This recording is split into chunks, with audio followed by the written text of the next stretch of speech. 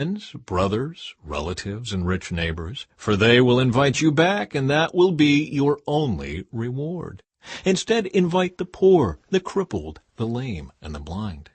Then, at the resurrection of the righteous, God will reward you for inviting those who could not repay you. Parable of the Great Feast. Hearing this, a man sitting at the table with Jesus exclaimed, "What a blessing it will be to attend a banquet in the kingdom of God!" Jesus replied with this story. A man prepared a great feast and sent out many invitations.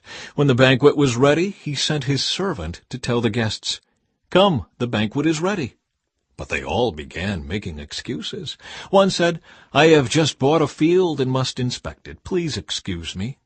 Another said, "I have just bought 5 pairs of oxen, and I want to try them out. Please excuse me."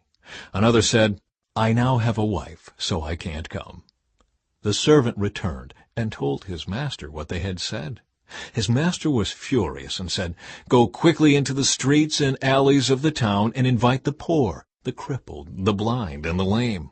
After the servant had done this, he reported, "There is still room for more."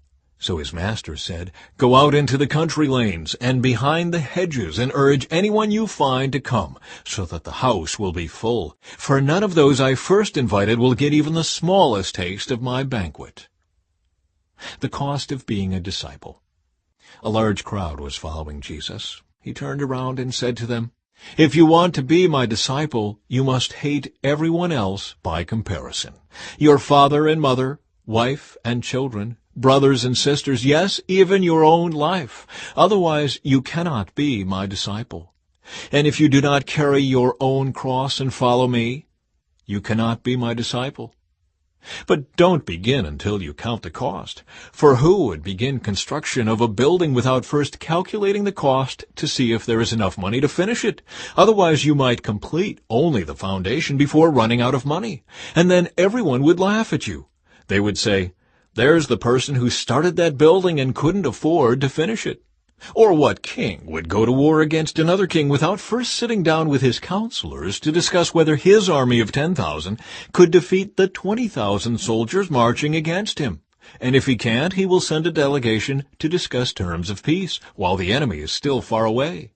So you cannot become my disciple without giving up everything you own. Salt is good for seasoning, but if it loses its flavor, how do you make it salty again? Flavorless salt is good neither for the soil nor for the manure pile. It is thrown away. Anyone with ears to hear should listen and understand.